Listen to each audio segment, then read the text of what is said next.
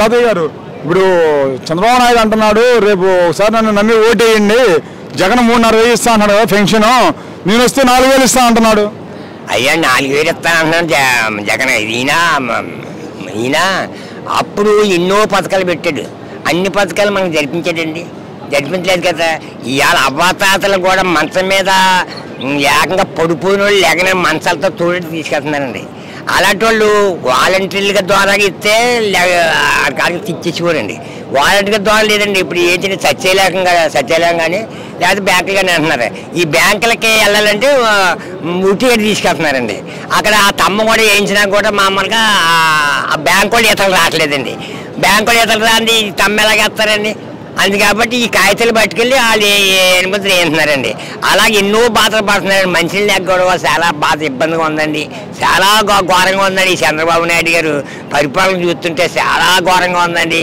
తినేవాళ్ళని ఆయన పెట్టడం ఇప్పుడు 4,000 ఇస్తా అంటున్నారండి.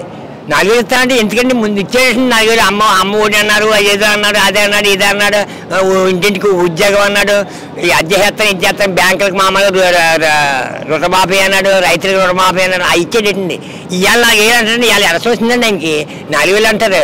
జగన్మోహన్ రెడ్డి గారు జరగదని చెప్పడండి, జరగని చెప్పడండి, జరిగితే చెప్తాడండి. అబద్ధం ఆయన ఏం లేడండి. 3,500 ఇస్తా, అదైనా పెంచుకుంటే వెళ్తున్నాడండి. నేను ఒకసారి 3,500 ఇచ్చేస్తాను అతను అనలేదండి. అతను వాళ్ళు ఏంది ఎక్కడ పెడతాడండి.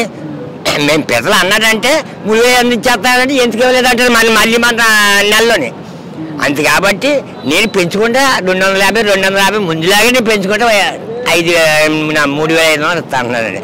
అంతే కాబట్టి జగన్ గారు మామూలుగా అయిపోతాడండి. ఆయన మామూలుగా ఈ వాలంటీర్ మళ్ళీ మామూలుగా వస్తారండి.